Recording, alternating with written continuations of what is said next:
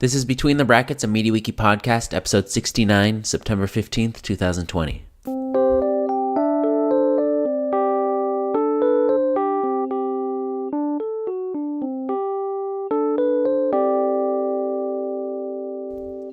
Welcome to Between the Brackets. I'm Yaron Koren, and my guest is Vivian Epiney, who runs the Mediawiki-based French language site Le Dico des ados at dicoado.org.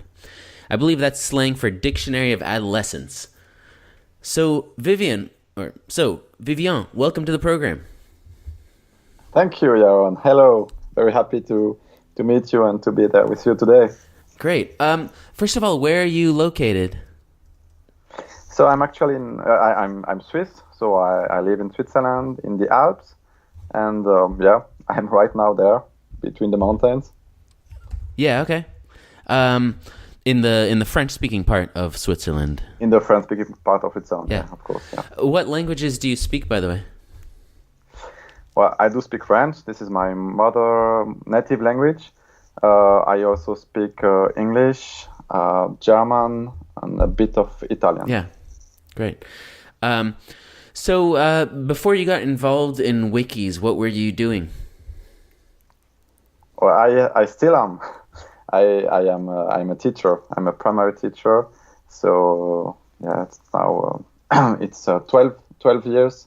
I'm now teaching here in Switzerland with children from 11 to 12 years old. Yeah, great. Do you have any sort of technical background? Yeah, no. I've always really liked computers and everything that gravitates around it. So this is really something I even thought about doing that as a profession. But after 1 year in a school to learn to become an informatician, I've replaced my, I don't know if you can say that, replaced my dad, who is a teacher. Oh, that's interesting. I went to, he was sick, and I had to go to instead of him. And that's where I really loved that job. And I said, no, I shouldn't be every day in front of a computer. That's not working for me, because I had so much enjoyment that these days. And then I switched over, and I started a school to become a teacher. Yeah. But computer and everything is always something that has me motivated, and yeah. And now from this year I'm now a 40% teacher and 40% in a center where we try to use everything that has to do with internet and computers and everything with the kids. Oh, okay. This is new for me. I started this a month ago. Yeah, that's really neat. That's part of the school, or it's a separate school or something? It is. So the school is public school, and this is something that is also public. Yes. Yeah. Okay. So what is Le Dico des ados? So basically it's a Wiktionnaire for people who want to learn French. It could be children, but it can also be foreigners who try to learn French. And when they come to a real dictionary, like physical ones, it's really hard. Right. Because when you open it, you have a lot of definitions, and it's really hard to understand, because the words are sometimes very technical or very and they use sometimes the same word to describe to describe the word itself. Sure. So it becomes how do you circular, sure. A vicious circle. Right, yeah, I've seen that in dictionaries sometimes. You open it, you find your word, you read it, you don't understand the word, you go to look for another word, and so on and so on. So I want to avoid it. And actually, I didn't find anything that is like this for the kids, because that's my job. So I find that the dictionary we use at school are not very well designed for children. They are the easy ones. These are good, but they are actually very limited, because they're like words that are very easy, like house or bee or whatever. So we don't really, at 11 or 12 years old, we don't look for these words. We look for harder words, but these ones are very hard to understand, actually, when you read the dictionary. Yeah. So that's where I come to with the Dico des ados. I created this so children could define the words themselves, so it's easier to understand for other children. Yeah. On other people, actually. Right. Or adults who are new to the language. Exactly. That's interesting. So there's obviously there's the official real dictionaries, and then there's dictionaries for kids, but there isn't really anything in the middle. Yeah. There is a Wiktionary. Wiktionary is very good, but it's a bit steep for children and for new French talking people. Yeah. So that's interesting. Potentially, you could make a print version of it. I mean, it seems like there's you're filling a need there. That's an interesting question. Well, for now there is only 3,000 words, so no, that's not yet. But not big enough. Potentially, right. Yeah, well, maybe. But what I like with the online version is that you are not limited. You can put how many pictures you want. You can put video. You can put links. You can just click on it. It's really, I think the plus-value of an online dictionary is very high. Plus now everyone has a smartphone, so we can just open it when we want. What you can't do when you have a real physical dictionary. That's also true. Yeah. So I don't think the it's something that that would be in the near future. Let's say like this.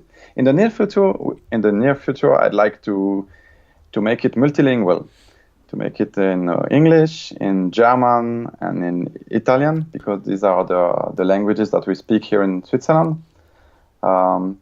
And for that, I'm supported by the Wikimedia Switzerland chapter. Oh wow! Okay. Mediawiki. Wikimedia. Yeah, Wikimedia. Yeah, no, you're right. Yeah, everyone gets confused. Chapter. Yeah. That's great. So there are there's already a plan in place to create those 3 other dictionaries. Yeah. That's very good. I hope next year. Will they all be subdomains like en.dicoado and whatever it is, it.dicoado? I don't know, because dicoado is really French sounding, so I don't know if that sounds really good in English, for example. I don't know. We'll see. This is not. Yeah, I don't know. Could be worse. It's catchy, if nothing else. Catchy domain name. So when did you start it? In 2016, I started a website, but I started to ask my students, the kids at school, already like it's now 10 years ago, I think, in my vocabulary lessons. When I started to do it, we had lists, and I didn't like it because it wasn't really words that were good in my opinion. Like they were too easy or too hard, and we went through A, B, C, D, and then at the end of the year we came to Z. That made not a lot of sense to me and to the children. So I asked them to instead to come to school with words that they had met in real life, and that they couldn't really define. So that was interesting. And for several years, I collected everything about these words that were defined by the children. Yeah.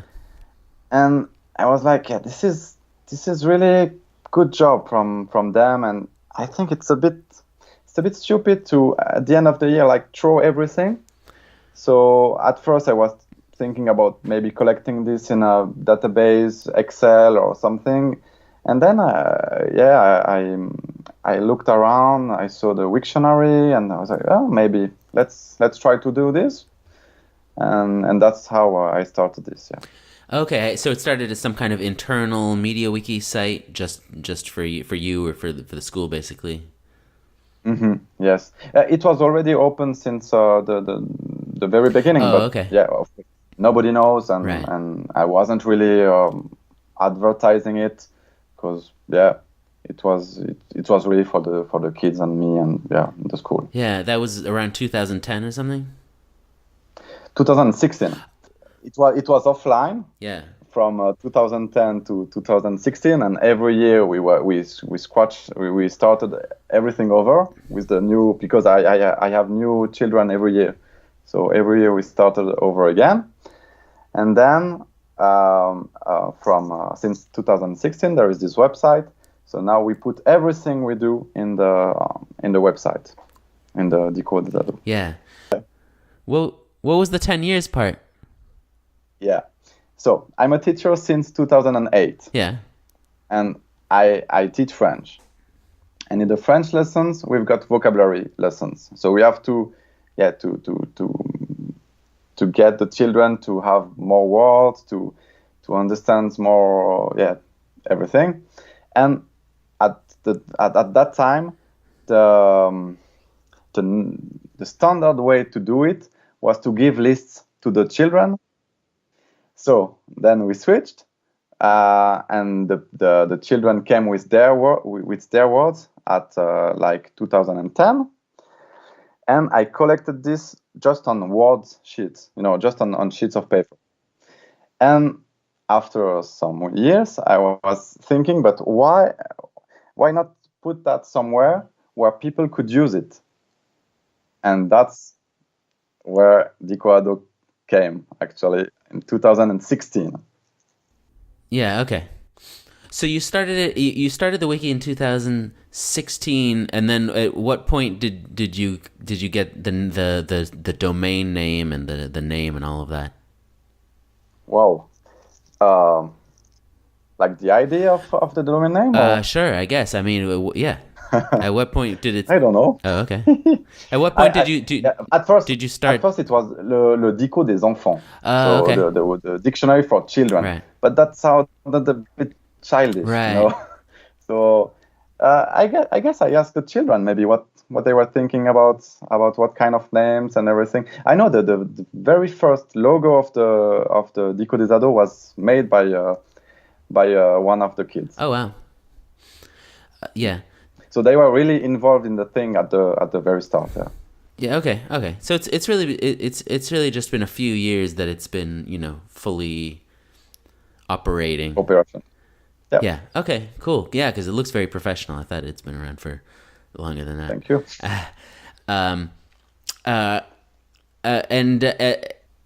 And there are other people involved in it at this point too. No other administrators. It's not just you running it. Yeah, I don't know if you've ever heard of Wikidia. A little bit, yes. Okay, so this is basically a Wikipedia for children, also about the same age than Dico des ados. And I contacted them if anyone was interested to come also and join the project, and there were some people who came and that helped and that are still helping actually. And the community is growing every year, and some of them, many of them come from Wikidia. I see. Okay. Wikidia. It's with a V, not a W, so it's Wikidia. Exactly. Yeah. Where are they based? Is it French? In France. It's French. Okay. Yeah. Yeah. It's France. Yeah. Yeah, it's interesting. You mentioned that you're getting funding or support from Wikimedia Switzerland, and then there's Wikidia that you're also connected to. It's interesting. There's a lot of efforts to combine wikis, to use wikis in education. I have to mention Wiktionnaire too, because they are also helping me quite a lot with the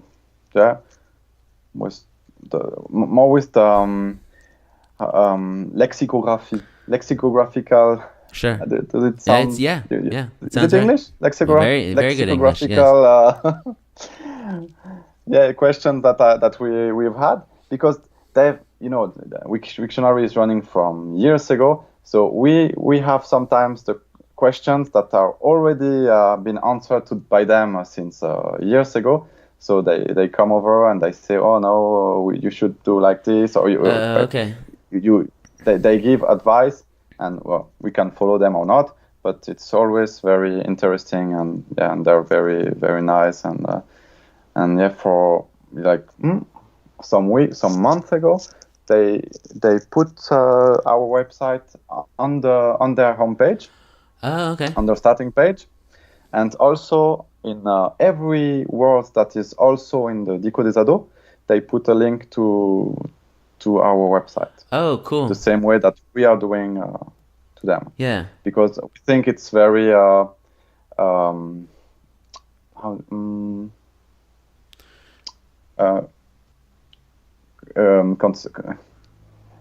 How do you say it en français?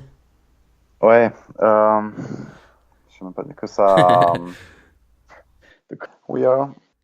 Yeah, it's a cooperative. I mean, there's no competition. You're sort of complementing each other in terms. We are complementary. Yes. Oh, complementary. Because, okay, for example, if a children come to Dico ado, and then he looks up for a word, but it's not, the definition isn't there, because we are not listing every definition that are possible. So it's also good for him if he can click on Wiktionary and have more depth to the word. And also maybe he wants to know the etymology of the word, the root and everything. So if he needs this, he can't find it in Dico ado. That's why we've put the link. And the other way around, when some foreigners who don't speak French very well come to Wiktionary, and then they try to understand the definition, it can be sometimes too hard. So if they click on Dico ado and they come over, hopefully they'll come to a definition that is much easier to understand, because the vocabulary should be simpler, more simple. Yeah. That makes sense, that it's not, you're not a kid one day and then the next day you're an adult. It's sort of a gradual transition. And same with adults who don't fully understand the language. There's some cases where you want more information, and some cases where you just want the simple thing. Mm-hmm. Well, we try to not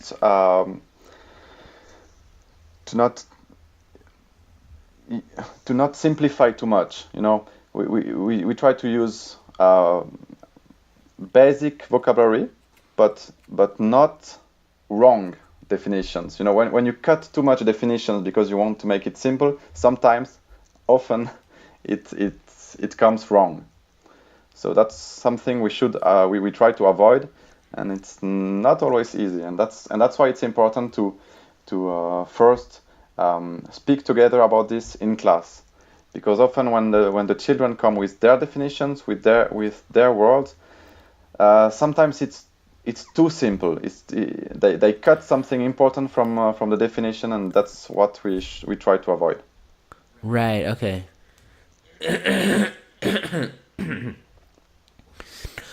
What do you have any sense for how many of the readers are kids versus adults? Wow, that's a good question. I know a lot of people from my class come, so I know that they are children. I know also people from Wiktionary should be, I guess, children or teenagers. But now that Wiktionary is linking to us, there are a lot of people who come over from Wiktionary, and I guess these people aren't children, but I don't know. Right, But right. just, Yeah, but it's just hard. a Yeah, guess. there's no really way to know. Yeah. And as far as editors, I guess it's the same thing. There's no way to know who's editing the site. I mean, obviously, if they're your students, then you know.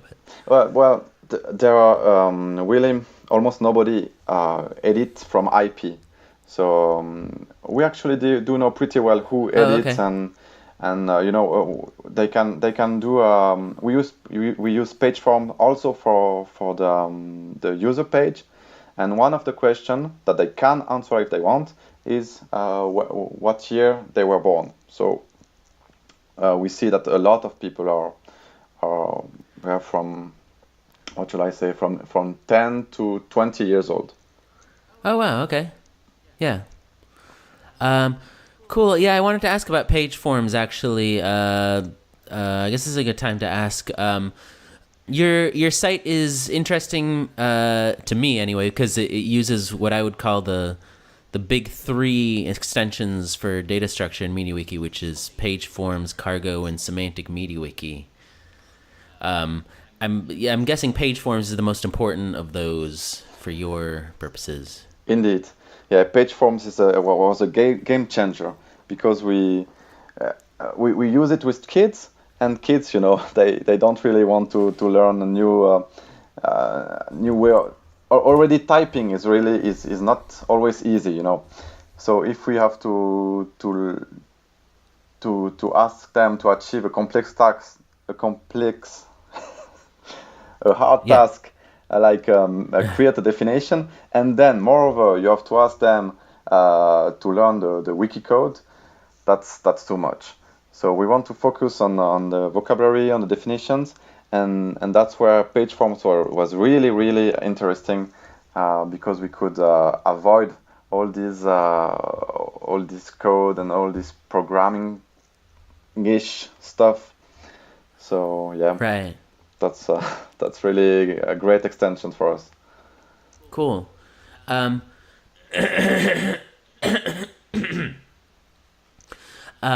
What about cargo and semantic Mediawiki? Are you actually doing?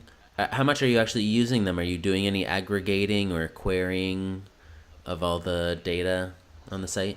Yes, it was pretty logical to use a semantic extension because we use words. We use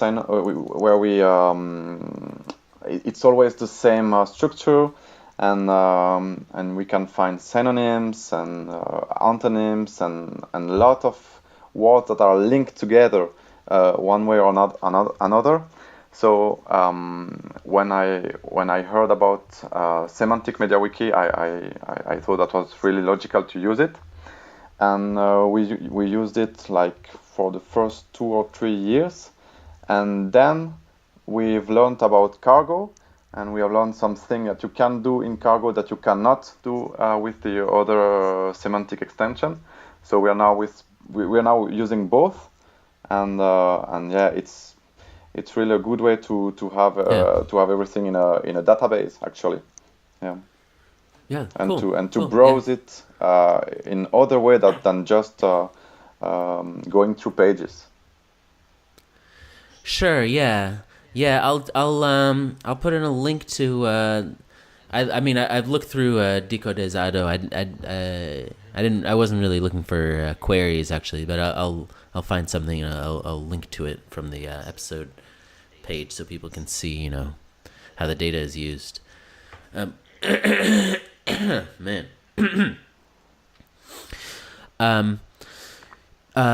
You mentioned Wikidia before. I wanted to ask about that. Actually, I should backtrack. Is Dico des Ado the only Wiktionary, the only wiki dictionary for kids that you know of, or are there others? In French, I don't know any others. But I think there is one in German, Lexicon, I think. That's the name. I'm not 100% sure it's a dictionary. Maybe it's more like Wikidia. I should check that maybe. I was looking it up. Are you talking about Lexicon? Lexicon, yeah. What did I say? Lexicon. Lexicon. Well, Yeah. Lexicon would make more sense if it's a dictionary, Okay. but I have no idea what Klexicon means. But if I know anything, Klexicon is also something with teachers, so it's also aiming for kids. But not sure it's a Yeah, Wiktionary like website for kids. yeah, I think it's an encyclopedia, but I'm not sure. I looked into a little bit because it's pretty interesting. There there definitely has been a lot of interest or a lot of attempts or successful and unsuccessful, I guess, to make Wikipedia for kids. There's Vikidia, which seems to be the best known one. Yeah. Even though I don't know much about it, but and then you mentioned Klexicon. There's something called Wikikids, which is in Dutch. Netherlands. Yeah. Yeah, right. There's something called Wikimini or Wikimini. I don't know. Yes, Wikimini. This is also a Swiss guy who made it. Oh, really? Okay. But these are all more like Wikipedia. Right. Exactly. Yeah. Yeah. I don't know of any other dictionaries for kids. That use wikis. I don't know either, and that's why I wanted to fill the gap because else we would have used what would be available, I guess, since the idea of this wiki was just to store what we created over the years. Yeah. You're saying if something existed in French already, you would have just used that instead of going through all the trouble of creating it yourself. It was trouble, but now it's really nice. I mean, I'm really happy with it, and it's a fun project, and the children like it. That's maybe something interesting to say. When I first started this, I thought, the children will love it because it's new, because it's fun, because it's with computers and everything. But what amazed me is they still like it in June. Even when they use it every week, so that's really interesting, I think. That's great. Yeah. So you're really they're always or every week or something, editing it or looking things up on it or that kind of thing. They have to. It's one of their homework. So every week they have to add a new word or edit some that are already created. Yeah. And that's why it's really surprising that they still like to do it, because it's not something they can do. They have to do it. Yeah. Well, why do you think they enjoy it? I mean, is part of it just maybe just the fact that what they're creating is actually going out into the real world and being used? That's definitely one of the answer. Yeah, there are not a lot of things that we do at school that stays after when the year is over. A lot of stuff is just it's finished. It's maybe it doesn't everything doesn't go to the rubbish, but when they take it at home, it's not the same as when they publish for the world. So I guess that's a part of the answer. And maybe another one is since they can edit it like they want. I saw some of them. They really like to add the pictures they want, the video they choose, and that's something where their creativity is also somehow rewarded by using this. Yeah. If that makes sense. Yeah, sure, that makes sense. So they can put any images and videos. Any as long as it's suited to the words, but right. If it's okay, they can pick what they want. Sure. Yeah. Oh, that's really neat. Do you feel like they I mean, what's the benefit for them? Well, I mean, what's the educational benefit? Do you feel like for them contributing to this thing? Do they I mean, are they learning more than they would have otherwise or something? I'm not sure they learn more, but they learn everything through one task. Instead of, I don't know, like 1 week we focus on synonyms and then it's over, and the other week we focus on, I don't know, on examples and then it's over, and so on and so on. We do everything every week, and it's something that's not easy. And at the start of the year, it's really they really struggle with this. But weeks after weeks, they are really getting good at this, and they understand what's behind it. It's not doing for doing. It's really more than that. Yeah. Yeah. I mean, I definitely know of teachers, I guess more in high school and college, who do projects where the kids have to edit Wikipedia, and it seems to be it seems like a really good idea. It seems useful for all those reasons you say, that it's really creating a full thing and not, just focusing on little aspects, little skills and stuff. That's really cool. Do you use the any of those kids encyclopedias for anything in your class? You mean like Wikidia or? Yeah, like right. We do use it, but only for consulting, not for editing. Yeah, okay. Vikidia. Wikidia, yes, and that's all. Yeah, okay. Every page is linked to Wikidia if it exists. Every word. So when they are defining a word, they have to they should open the page on Wikidia and try to see if there is any information that could be interesting to be added in Dico for definition. Yeah. I was looking. I was reading up on Wikidia. This isn't totally relevant. It's somewhat relevant. But there's a whole interesting little history of people trying to create an official Wikimedia project that would be like Wikidia, like Wikipedia for kids. There's a proposal for it called Wikikids, which is different from the Dutch website called that. I mean, people have been talking about it for a long time, but it looks like the most serious push for it came in 2012 when the Wikidia guy, whose name is Matthias, I believe. Yeah. Okay.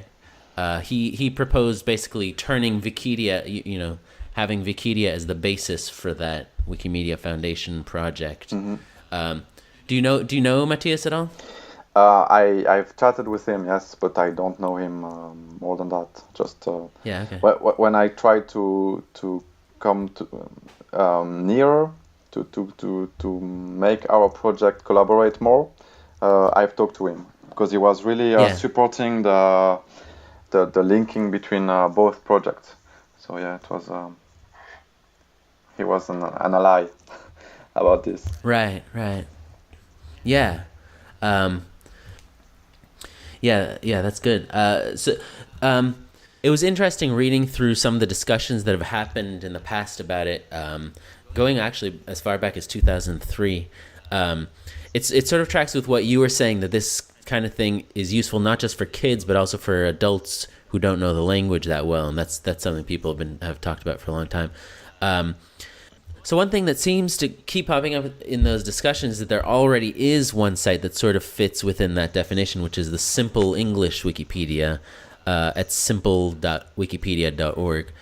Have you heard of it? Yes, but I don't think it's the same. What is similar is the vocabulary. We all try to use basic vocabulary, that's right. But Simple English Wikipedia is first, it's not aiming for children, so it's not short. The pages can be very long and can be very comprehensive. Whereas now I speak about Dico, I can't speak about the other one, but we try to stay not too complex. I mean, for example, if there is a word with 20 definitions, we won't write the 21. We won't write the 20 of them. we'll try to focus on the most interesting for children, and also for adults who are in real life, who use them in real life. It's Dico is not only for kids. That's not the case. But the first aim, the first public we aim is children.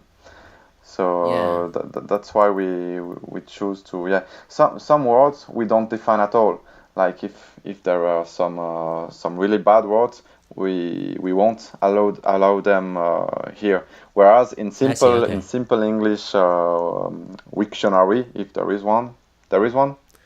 Oh, that's an interesting question. I'm guessing no, actually, because that would be strange. But let me see. Simple.wiktionary.org. Oh, I'm sorry. Yes, there is. Okay. But I think there you can find every word. You can find because it's not aimed at kids. Yeah. That's one difference, and the other thing is Dico is really also created by teacher for teachers. Again, it's not only for teacher. It's not only for kids, but it's the primary goal, primary objective. Yeah. So it's really made to be used in a classroom, whereas a simple English Wiktionary that's not one of the aim. Yeah.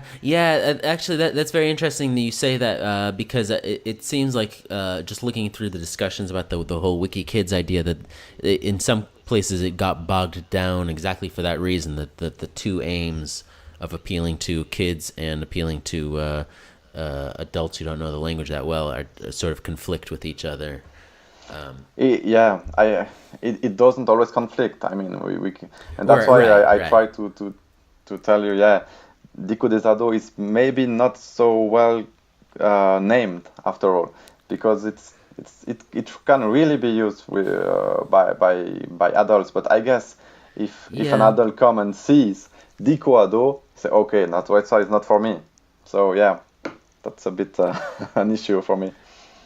Sure, yeah. Well, just just coming from a marketing perspective, though, I mean, it's good to have an identity to pick one or the other. Yeah. So, we chose one. Yeah. No, I think that's fine. I think that's good. Well, here's okay. I found an interesting fact that may or may not be interesting to you, but the simple English Wikipedia and I guess Wiktionary, it's not just people who are editing the site. They don't just get the instructions to write as simply as possible. They're actually using a defined subset of English, which is called Basic English, which was invented in the 1920s. And it's basically, a 1,000 or 2,000 words that together you can supposedly make any kind of sentence with. So here's the trivia question. As far as I know, there are only two languages that have had these kinds of not official, but these kinds of subsets defined for them. English is one, and actually there's a bunch for English. But what's the other language? French. Yeah, French. Bingo. Yeah, there's something called Français fondamental. Okay. Which was invented in the 50s. That makes sense, because I mean these are two languages with so many synonyms, so many roots and mix up and everything. That it makes sense. I think. Yeah, and they're both languages that are used, around the world in different countries and so forth. French less so, I guess, but still, there's a lot of places in Africa and elsewhere. But to answer the question, maybe I don't know if it was the question really, but in Dico des Ados, no, we don't use like 2,000 words or like this. It should come from the kid. That's very important for me. when the student is trying to define the word, he should be able to explain every word that he uses. It should be really clear. So it's not it's not limited, but somehow it is. Yeah. Okay. Yeah. You're not. Yeah. I'm not You're not artificially limiting. Exactly. But, but the vocabulary stays simple somehow. Yeah. Okay. Or at least should. Well, I guess there's no point trying to convince you to use français fondamental. No. Fondamental. No, and that's a problem for the adults who come to try to participate in our project. It's not easy to define a word using easy basic language. It's harder than you think. Yeah. No. Sure. I believe it.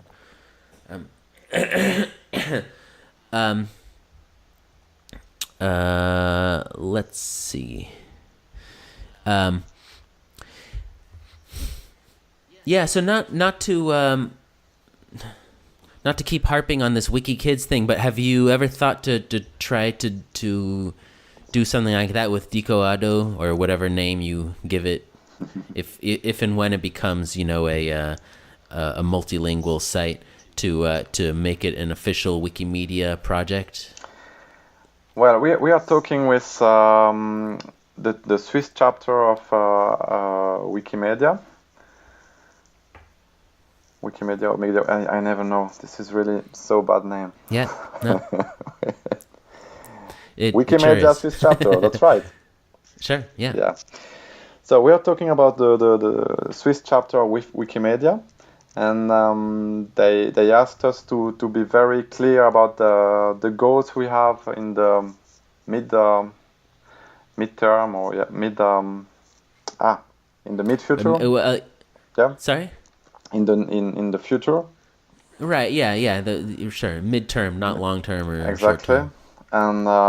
And I think they would like to support us more consequently. Yeah. And that's why one important thing would be this to make the website multilingual with French, English, German, and Italian. So the three languages of Switzerland and English. Okay. Yeah. That explains the languages. Does that mean they could potentially host it? Well, they could, I think. Yeah, everything is under discussion now, but nothing is closed. I also didn't close anything, so we are talking with them, and let's see. Next year, maybe you ask me again.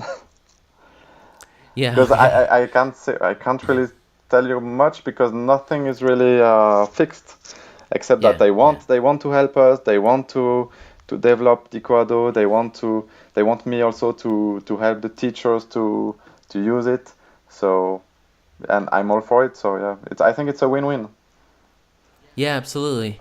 Yeah, it makes sense that there are people offering to help, because it really fills a niche. Obviously there's encyclopedias for kids, and there's I think there's an equivalent of wiki books for kids, or there's a small section of wiki books that's about creating children's books, but I don't know of a dictionary for kids within the whole Wikimedia Mediawiki world. Well, cool. Yeah, I hope that works out. Potentially, well, this is, I don't know if it's worth talking more about hypotheticals, but potentially Wikidia could also be involved in some way. They could, I don't know. Yeah, of course. You could partner with them in some way, yeah. Well, we are, as said, we have a lot of people who are on both websites, because there are not a lot of wikis for kids in French.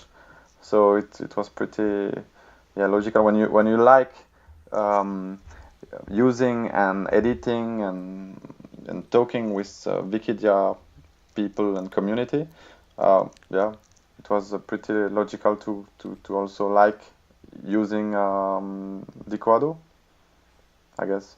Yeah. The main difference is, of course, one is an encyclopedia, English encyclopedia. Right, sure. Yeah, encyclopedia. Yeah. And the other one is a dictionary. So if you Sure. don't like words, if you don't like, then you stay at Wikidia. And the other one, Sure. yeah. Yeah. Yeah. But in theory, you could name your site Wiktionnaire or something and, start a new family. Nothing is closed. Let's keep everything open, and you never know. We'll see. Yeah. How are you marketing the site? Do you try to get other teachers to use it as well? That kind of thing? Yes. We've got magazines in here in Switzerland. There are 2 of them for teachers, aimed only for teachers. And I've got some articles on them about Dico to motivate them to come and to try to use it with the children. And also at the center, the new work I'm at now, I think I'll build up some formation so people can come and I can really show them how to use it with kids and try to give them hints and how, if they got question when they use it, how it works and everything, because it's not easy. It's when you don't know the wikis, you don't know. It's not that easy to use. We try to make it as easy as it could be, but it's not. Yeah.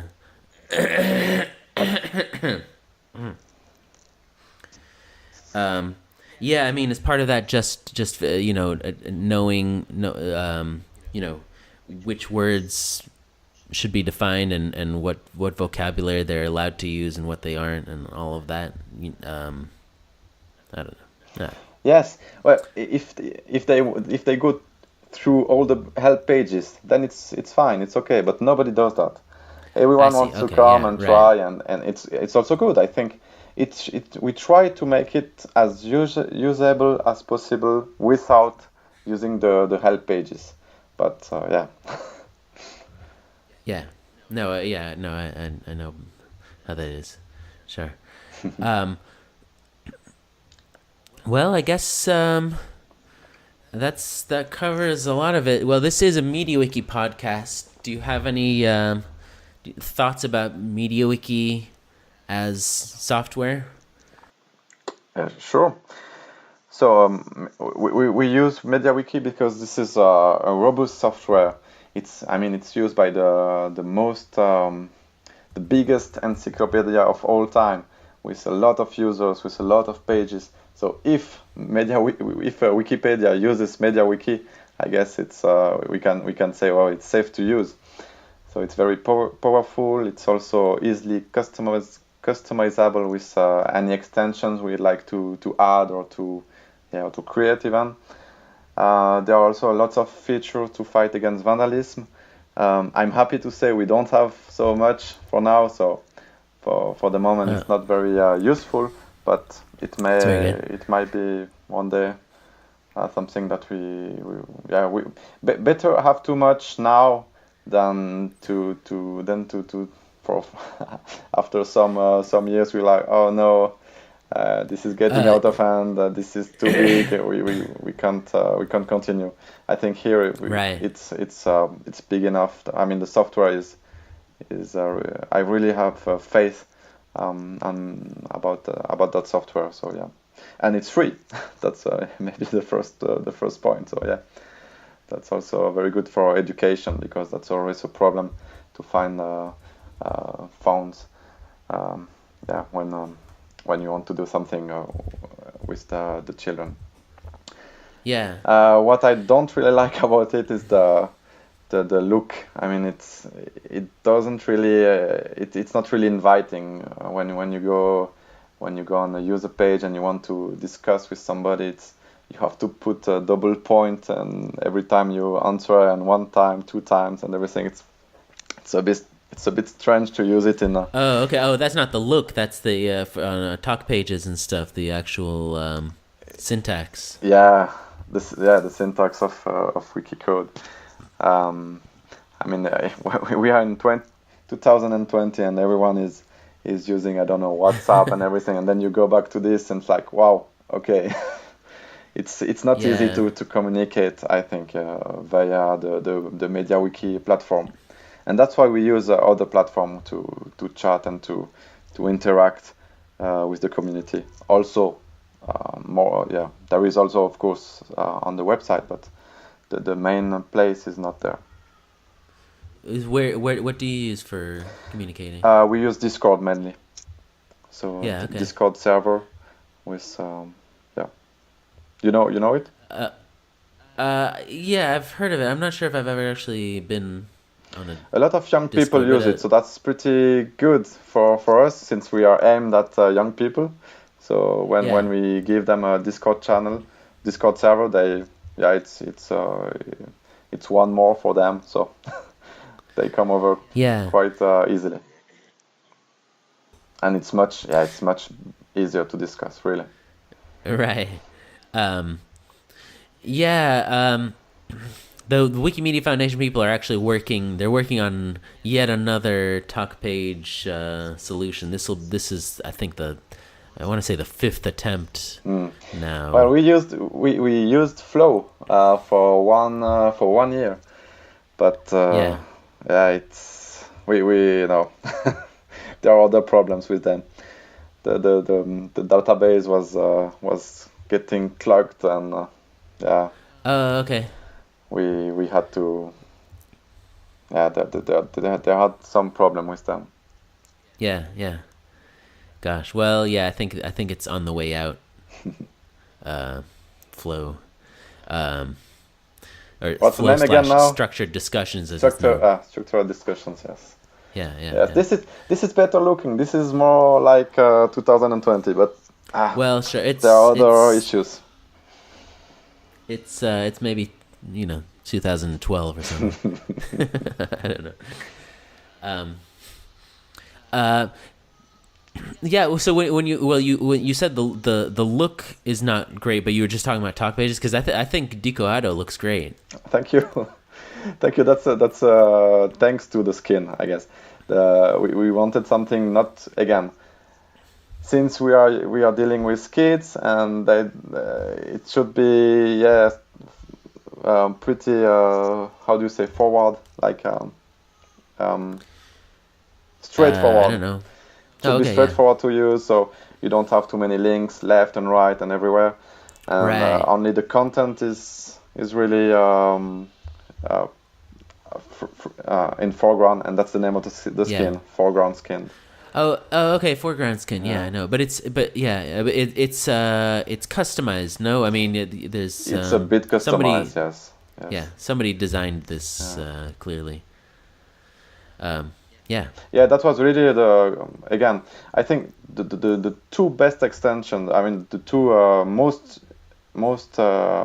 interesting extensions for children, for use of wiki with children, are these two: are skin and page forms.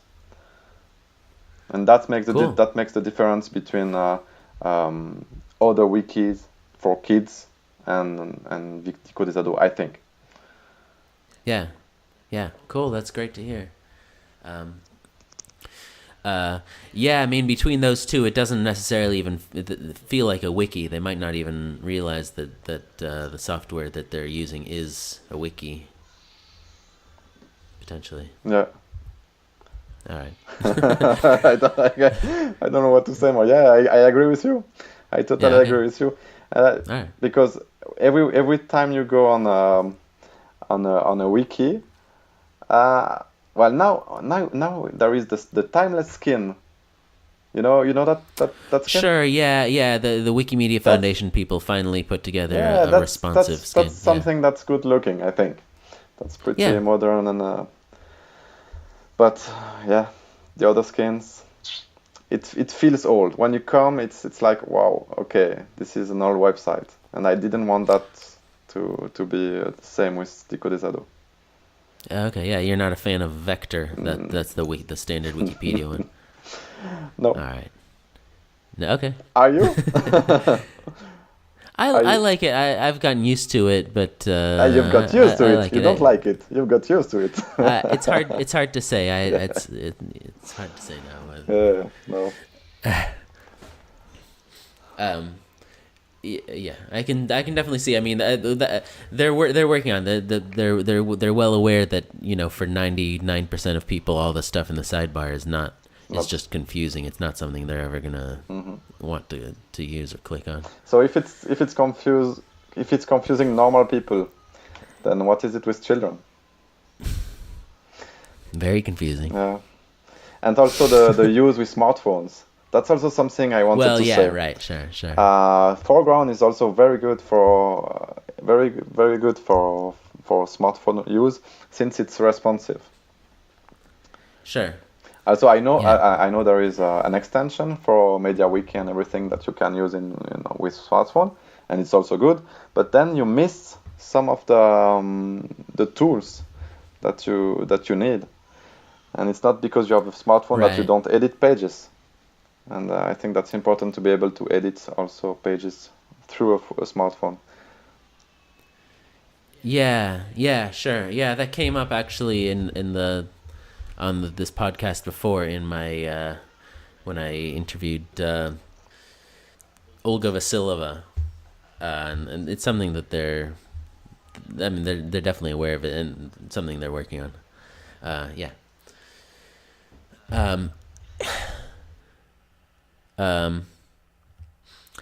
Is anyone using page forms on a mobile device to edit, you know, through their phone or something? So we've done a workshop like 1.5 years ago, and I was really surprised that all the teenagers were using the smartphone to add words. I was like, but it's so much easier to use the computer, because we had everything on the workshop. We had a computer. They could take computer and use it for the workshop, but they didn't use it. They just use the smartphone. So yes, they use page form with the smartphone. But I have to say it's not responsive. So yeah, it's for me it's not good the way it's looking now. So I'd like to tweak it, or I don't know, maybe next update could you. Well, obviously you can do anything with CSS. I mean, if you know about CSS. Okay. do you know about CSS? I do a bit. I do know a bit of everything, but not enough to make it. But I've got some people in the team who know CSS. Yeah. Yeah, it would be good. There are some skins, and I can't remember what now, and they might not even be supported anymore, that have page forms support, meaning they have built-in CSS that handle inputs and all of that. Okay. It would be nice to solve that in one way or another. I didn't actually know that many people are editing with forms on their phones. All of them. Yeah, so that's interesting. I mean, do you have do they normally have computers at the school, or how do they actually? At school, we use computers, only computers. Yeah. But at home, they either don't have computer at all, or they just don't want to use it because they do everything with the smartphone. Yeah. Yeah. That's pretty neat. So they're outside, you know, skateboarding or whatever, and they that's when they're decide, you know, that's when they want to add another vocabulary word or something. I don't know. Yeah, in the middle of the train. Yeah. Oh yeah, sure. Yeah, on the way back to back home or that kind of thing. Or just at the bus station when they are bored, they go to the favorite website, Dico, and put the new words on them. Yeah. Yeah, cool. I guess I'll have to think more about responsive stuff in page forms. I think that's the future, really.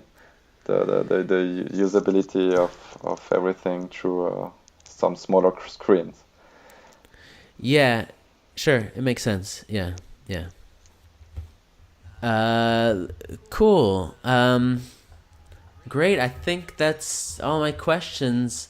If people want to get involved in any way with Dico Ado, either with the French version or to help in any way with setting up other languages, what should they do? Should they Yeah, they should come over on the website dicoado.org, and then on the contact page, and they can contact me the way they want, the way they prefer. I'd advise for Discord because everyone is there. But if they want to contact me some other way, I'm fine with that. Yeah. Are all the Discord conversations in French, or is any of it in English? For the moment, that we all speak French, but if someone comes and speak English, it's no problem because a lot of people also speak English, and we could even create a new channel with English speakers. Yeah. I'd be very Cool. happy, actually. I have to say. I'd be very happy to have people who don't speak French, who speak German, English, or Italian, come over and to continue the project in these languages. Yeah. Okay. Yeah. To be administrators or whatever else. Mm-hmm. Yeah, totally. Yeah. All right. Great. Yeah. I hope people find you, because this is definitely a very important resource, I think. Great. Well, Vivian, it was great to have you on the program, and thanks for coming on. Thank you, Yaron. It was a pleasure.